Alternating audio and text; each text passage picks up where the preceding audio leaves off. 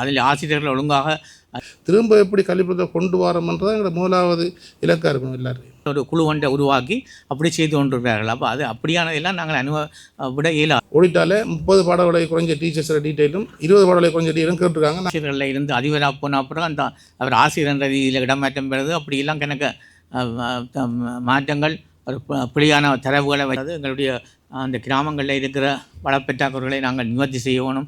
உங்களுக்கு தெரியும், வடக்கு மாகாணத்தினுடைய கல்வி நிலை, அந்த கல்வி நிலையை எவ்வாறு நிவர்த்தி செய்வது அல்லது முன்கொண்டு செய்வது என்பது சம்பந்தமாகவும் இலங்கை கல்வி நிர்வாக சேவையைச் சேர்ந்தவர்களுக்கு உரிய அவர்களுடைய பிரச்சனைகள், தொழில் ரீதியான பிரச்சனைகள், அதே போல் அவர்களுடைய பல்வேறு வகையான விடயங்களை கலந்துரையாடுவதற்காக களமாக இந்த களத்தை நீங்கள் பயன்படுத்தி கொள்ளலாம். கௌரவ ஆளுநர் அவருடைய தலைமையிலே நடக்கின்ற முதலாவது ஒரு சந்திப்பு. எனவே இந்த சந்திப்பை நீங்கள் ஆக்கபூர்வமான முறையிலே பயன்படுத்தி கொள்வதற்கான ஒரு வாய்ப்பு என்று தான் நான் நினைக்கிறேன். என்றால் எங்களுடைய கல்வி நிலை சம்பந்தமான அல்லது கல்வியோட செயற்பாடுகள் சம்பந்தமான பல்வேறு விடயங்களிலே நாங்கள் முன்னோக்கி நகர வேண்டிய தேவைப்பாடு இருக்கின்றது. பணிப்பாக அல்லது ஒரு எந்த நோக்கம் செய்கிறதுக்கு என்ன மாதிரியான மாற்றங்களை கொண்டெல்லாம் ஒரு இனிஷியேட்டிவ் எடுக்கணும். அதான் நாங்கள் ஒரு இனிஷியேட்டிவ், ஒரு தொடக்கங்கள் புதுசாக என்னத்தை நாங்கள் செய்ய வேணும், என்னத்தை நாங்கள் செய்யலாம், ஏன் இப்படி இருக்குது, என்ன அப்படி இருக்குது, என்ன அதை மாற்றினா என்ன, அதை புதிதான முறையில் நாங்கள் சிந்திக்க வேணும். அதான் ஒரு இனிஷியேட்டிவ் எல்லோரும் எடுக்க வேணும். அது நாங்கள் செய்கிறதுக்கு ஒரு க்ரியேட்டிவிட்டி இனிஷியேட்டிவ் நிச்சயமாக வேணும். அந்த மாற்றத்தை ஏற்படுறதுக்கு பின்னர் இவ்வாறு அந்த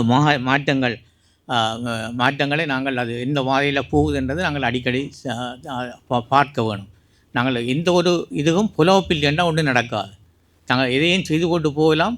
ஆனால் பிறகு அடுத்த கொஞ்ச நாளில் நாங்கள் அதை ஒன்றும் அதை பற்றி சிந்திக்கையில் கவனிக்கையில் அது அப்படியே போடும். அவை நாங்கள் தொடர்ச்சியாக எங்களுடைய வெற்றியில் முன்ன தொடர்ந்து இருக்கிறது ஒரு தொடர்ச்சியான ஒரு கண்காணிப்பு. அதுதான் மிக முக்கியமானது. மானிட்டரிங் அது கட்டாயம் இருக்க வேணும். அது இல்லை என்றால் நாங்கள் இதையும் அடைய முடியாது. எங்கள்ட 4 மாவட்டங்களும் மிக மிக முக்கியமானவை. யாழ்ப்பாணத்தை தவிர என்றால் கூடுதலாக இப்போ எங்கள் யாழ்ப்பாண மாவட்டத்திலும் இருக்குது, தீவாகங்கள் இருக்குது, மற்றும் தூரடங்களில் இருக்கிற வடமராட்சி கிழக்கு இருக்குது. மற்ற மாவட்டங்களில் கூடுதலாக இந்த கிராமப்புறங்கள் இருக்கிற ஒரு தனிமைப்படுத்தப்பட்ட கிராமங்கள் இருக்கின்றன, ஐசோலேட்டட் வில்லேஜஸ் இருக்கின்றன. அப்போ அந்த கிராமங்களில் இருக்கிற பிள்ளைகள் இந்த விதத்திலும் அவர்கள் ஒரு அந்த பாடசாலையில் அவர்களுக்கு இருக்கின்ற அருகாமையில் இருக்கின்ற பாடசாலையில் கல்வி கற்க அவர்களுக்கு வசதி இல்லை என்று சொன்னால் அவர்கள் வேறு எங்கேயும் போகலாது. எல்லாரும் முடிக்க வேண்டிய நிலை தான் வரும். அந்த பாடசாலை மூடப்பட்டாலும் அவர்கள் வேறு ஒரு பாடசாலைக்கு செல்ல இயலாது. அது அந்த வகையிலே நாங்கள் அந்த பாடசாலையுடைய வசதிகளை நாங்கள் செய்து கொடுக்க வேண்டியது மிக முக்கியமாக இருக்கும். அது மற்ற ஆசிரியர்கள், அதில் ஆசிரியர்கள் ஒழுங்காக அதில் வேகன்சி வேறு ஒரு இடங்களில் இருக்கலாம், ஒரு வசதியான இடங்களில் இருக்கலாம், வேகன்சிஸ் இருக்கலாம். ஆனால் ஒரு இந்த இடங்களில் வேகன்சிஸ் இருந்து என்றால் அவர்களுடைய பிள்ளைகளுக்கு வேறு வசதியும் இல்லை. எல்லாரையும் நாங்கள் பெற்றுக்கொள்வது என்றால் ஒருக்காகவும் நாங்கள் அலுவலகத்தில் இருந்தால் வேலை செய்யலாம். மேலே ஃபீல்ட் விசிட் தான் மிக முக்கியமானது. என்னென்ன நடக்கிறதுன்றதை நம்ம பார்க்கணும், தெரிய வேணும். நீங்கள் அடிக்கடி போனால் தான் தெரியும் என்னென்ன தேவை இருக்கின்றது தெரியும். நாங்கள் ஒருவர் ஒரு பிரச்சனை எங்களுக்கு சொல்லுகின்ற பொழுது இருக்கின்ற ஒரு செய்ய வேணுமென்ற ஆர்வத்தை விட நாங்கள் ஒரு இடத்துக்கு நாங்கள் போகின்ற பொழுது எங்களுக்கு நேரடியாக நாங்கள் உணர்கின்ற அதில் என்னென்ன செய்ய வேணுமென்று உணர்கின்ற ஃபீலிங் தான் எங்களுக்கு உடனடியாக வேலை செய்ய துவங்கும். நாங்கள் அவர்கள் சொல்கிறத கேட்டு அது எங்களுக்கு அக்கறையே வராது. பிறகு நாங்கள் அதை இது இப்படியே இருக்கின்ற விட்டு, ஆனால் நேரடியாக நாங்கள் அந்த ஸ்பாட்டுக்கு போய்க்க தான் தெரியும் எங்களுக்கு அங்கே என்னென்ன பிரச்சனை இருக்குது, அது உண்மையாக செய்ய வேண்டியதுன்ற எங்களுக்கு ஒரு மனத்திலே ஒரு உணர்வு வரும். எந்த ஒரு நிறுவனமாக இருந்தாலும் அதனுடைய தலைமைத்துவம் தான் மிக முக்கியமானது. லீடர்ஷிப் நல்ல வாய்க்கு இல்லைன்றதுனால எல்லாம் பிழைச்சி போகிறது. சில பாடசாலைகள் ஒரு எழுச்சியும் வீழ்ச்சியும் அடைகிறது அந்த தலைமைத்துவத்திலாம் இருக்குது. சில பாடசாலைகள் ஒரு மிக உயர்ச்சி அடைகிறதுக்கு அந்த தலைமைத்துவங்கள்லாம் இருக்குது. வீழ்ச்சி அடைகிறது அவர்கள் அந்த தலைமைத்துவம் மாறுகின்ற பொழுது அதை நிரப்புவதற்கு ஒரு சரியான ஆள் வேறு இல்லை என்றால் அது வீழ்ச்சி பாதையில் செல்கிறது. அது எந்த நிறுவனம், அது தனியாக இது ஒன்று இல்லை, பாடசாலைகள் மட்டுமன்றில் அது தனியார் நிறுவனமாக இருந்தாலும் சரிதான், பற்றி எந்த அரச எந்த நிறுவனமாக இருந்தாலும் சரி, அந்த லீடர்ஷிப் மிக முக்கியமானது. அல்லது நாங்கள் திட்டங்களை தீட்டி அனுப்புகின்ற பொழுது அது மேலதிகமான நிதியையும் அந்தந்த நிரல் அமைச்சுகளில் இருந்து பெற்றுக்கொள்ள முடியும். அந்த வகையிலே நாங்கள் அதையும் செய்ய வேணும். எங்களுடைய வளப்பற்றாக்குறைகள் இருக்கின்றது. எங்களுடைய அந்த கிராமங்களில் இருக்கிற வளப்பற்றாக்குறைகளை நாங்கள் நிவர்த்தி செய்ய வேணும். அந்த பௌதிக வளங்களும் எங்களுக்கு கிடைக்க வேணும், மனித வளங்களும் ஒரு அந்தளவுக்கு எங்களுக்கு பெரிய அளவிலே மனித வளங்கள் எங்களுக்கு தேவை இருக்கிறது, கூடுதலாக எங்களுக்கு குறைவு இருக்குது. ஆனாலும் அந்த குறைவு இருந்தாலும் அந்த பின்னங்கிய அல்லது தனிமைப்படுத்தப்பட்ட கிராமங்களில் இருக்கிற பாடசாலைகளில் வந்து அந்த அப்படியான ஒரு நிலையமே நாங்கள் வைக்கக்கூடாது. அல்லாட்டி அவர்களுடைய அந்த பிள்ளைகள் மிகவும் பாதிக்கப்படுவார்கள். இப்பொழுது எங்களுக்கு கணக்கு பேர் ஒரு நாளும் நிறைய கடிதங்கள் எழுதுவார்கள்.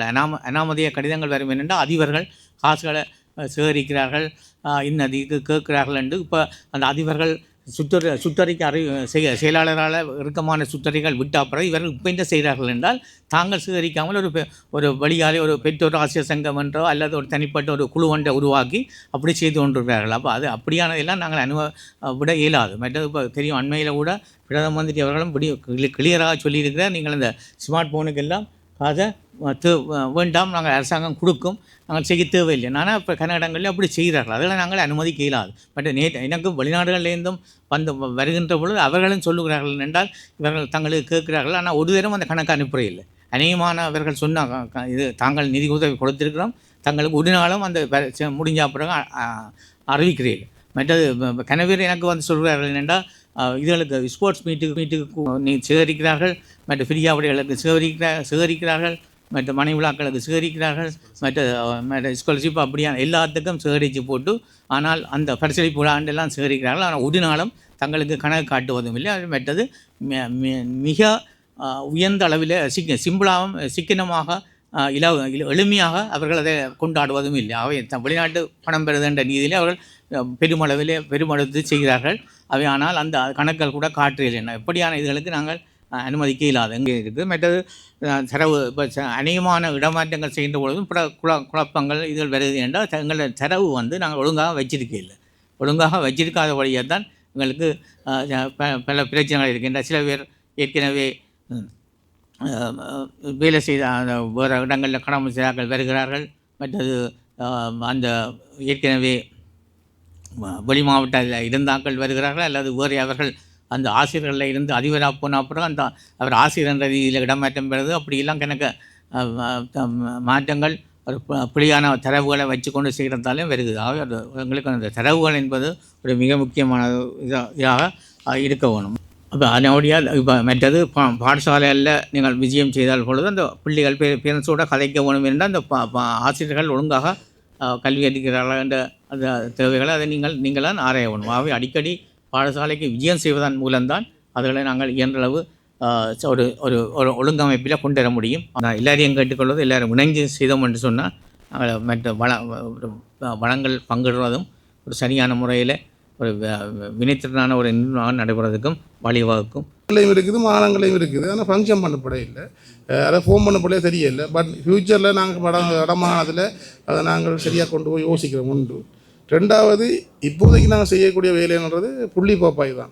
புள்ளி பப்பாயை செய்து கொண்டு பிள்ளைகளை ஐடென்டி பண்ணுறோம். ஒன்று. இதுக்கு மேலதிகமாக நீங்கள் போய் அதை யோசிச்சிங்கன்னு சொன்னால் உருப்படி பப்பாயும் செய்யலாம், செய்து பார்க்கலாம். இதோட கொஞ்சம் டீப்பாக போனால் நீங்கள் உருப்படி பப்பாயும் செய்து பார்த்தீங்கன்னா இன்னும் கொஞ்சம் பிள்ளைகளை பாஸ் பண்ணுற விதத்தை கூட்டலாம்ன்றது மட்டும் தான் எங்களோட பக்கம் இருக்கிற விஷயம். ஃப்யூச்சரில் நாங்கள் நீங்கள் சொன்ன மாதிரி யூனிவர்சிட்டியோட சேர்ந்து ஒரு அனலிட்டிக்கலாக நாங்கள் அதை செய்கிறது யோசிக்கிறோம். சரிதானே? நாங்கள் இருக்கிற அவ்வளோ பேரும், இங்கே இருக்கிற அத்தனை பேரும் கல்வி நிர்வாகம் சேர்ந்த அத்தனை பேருக்குமான மிக பிரதானமான பொறுப்புன்றது பள்ளியை விட்டு விலகி போகிற பிள்ளை, அதாவது பாடசாலை வந்து சூழ்நிலையாக தவற போகிற பிள்ளையை திரும்ப எப்படி கல்விக்கூடத்தை கொண்டு வரோம்ன்றது எங்களோட முதலாவது இலக்காக இருக்கணும் எல்லாருக்கும். அவன் நியாயமான நிதி இருக்குது பள்ளிக்கூடங்கள் வேண்டாம், அந்த நிதியை செலவழிச்சு சொல்லுங்க.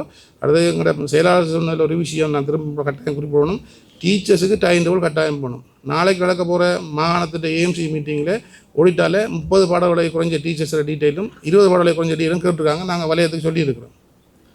அப்போ கட்டாயம் டைம் டேபிள் ஒன்று வேணும் தானே. ஒரு டீச்சராக இருந்தால் டைம் டேபிள் வேணும். டைம் டேபிள் இல்லாமல் யாரும் ஸ்கூலில் இருக்கிறாது.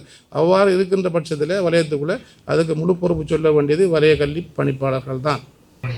அப்போ நாங்கள் செக் பண்ணிக்கலாம். என்ன செய்யணும்? நான் எழுத்து பழகாமல் வர்ற பிள்ளையை பின்னேறும் 11:30க்கு பிறகு நிப்பாட்டி வச்சு பழகிடும். அப்போ ஒரு ஹோல்டே ப்ரோக்ராமாக இருக்கிற ஒரு அஜெண்டாவை 11:30க்கு பிறகு செய்கிற அந்த பிள்ளை எவ்வளோ தூரம் அந்த அடைய மட்டத்துக்கு போகும்ன்றது ஒரு கேள்விக்குறியாக இருக்குது.